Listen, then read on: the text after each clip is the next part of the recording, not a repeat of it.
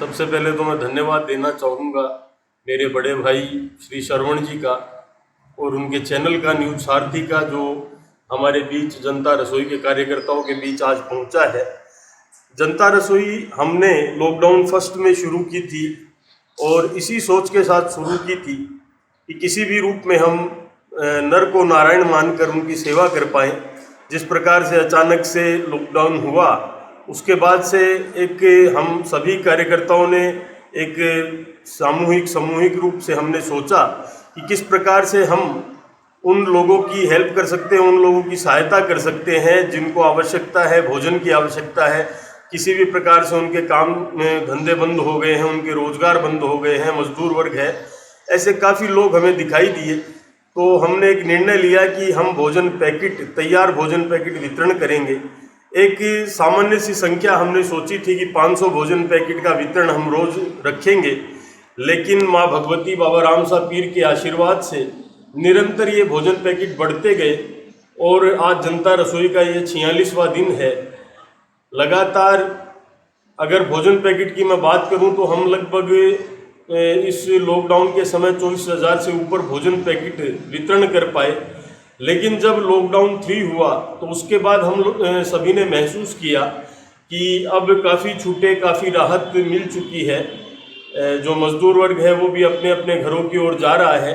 तो इस परिस्थिति को देखते हुए जिस प्रकार से मोदी जी ने छूट दी लॉकडाउन 3 में काफ़ी व्यवसायियों को, सब प्रकार से, तो हमने यह तय किया कि अब हम जीव मात्र की सेवा करेंगे। और जीव मात्र के नाते हमने गायों की कच्ची सब्जियों की व्यवस्था है, लोहारगल में जो बंदर है, शाकंबरी में है, उनके लिए केलों की इत्यादि की व्यवस्था है, उनमें हम सभी कार्यकर्ता जुट गए।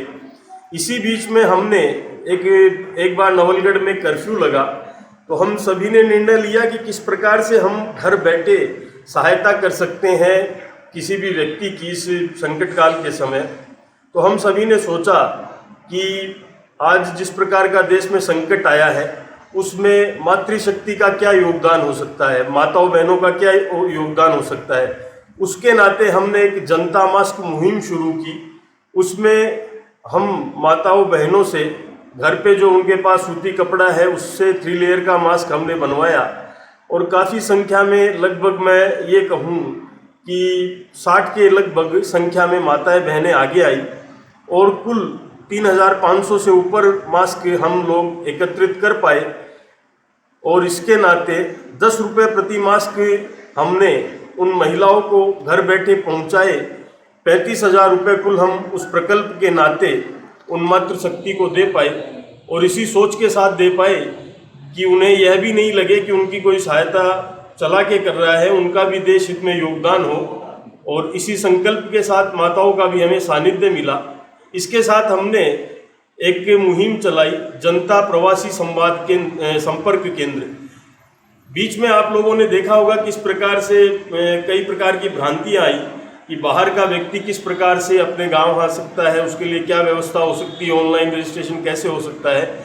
इस विषय को देखते हुए हमने यह समझा कि जो आम आदमी है वो नहीं समझ पाता है कि ऑनलाइन रजिस्ट्रेशन कैसे हो, काफ़ी दिक्कतें आती है।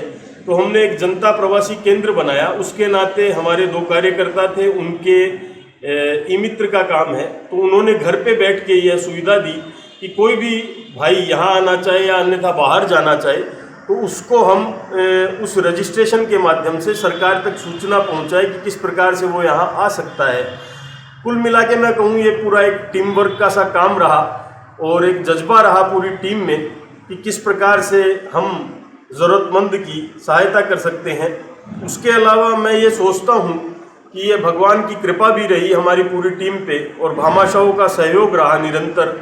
एक संकल्प जो हमने लिया था, पहले दिन जब इसको शुरू किया था तो एक संकल्प लिया था कि किसी भी ज़रूरतमंद व्यक्ति की ना तो हम फ़ोटो डालेंगे और ना शेयर करेंगे कहीं पे भी। उसके साथ भामाशाह जो भी आगे आए वो स्वयं प्रेरणा से आगे आए और उसमें भी सबसे बड़ी बात ये रही कि किसी भी भामाशाह को अपना नाम नहीं चाहिए और वो स्वतः प्रेरणा से अपने आप आगे आए। निश्चित रूप से एक शानदार अनुभव हम सभी के लिए रहा।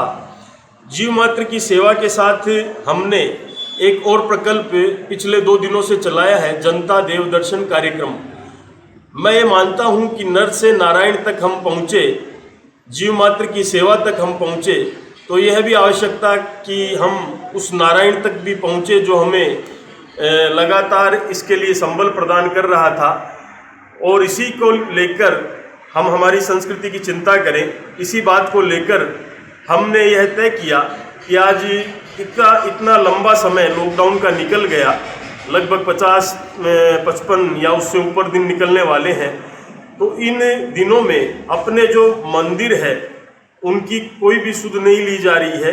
किस प्रकार से उनकी क्या व्यवस्था चल रही है, किस प्रकार से उनकी आरती की व्यवस्था चल रही है, इसे लेकर हमने नवलगढ़ शहर में सभी मंदिरों के लिए पूजन सामग्री, घी इत्यादि बाती, उसके साथ भोग सामग्री की एक किट तैयार करवाई।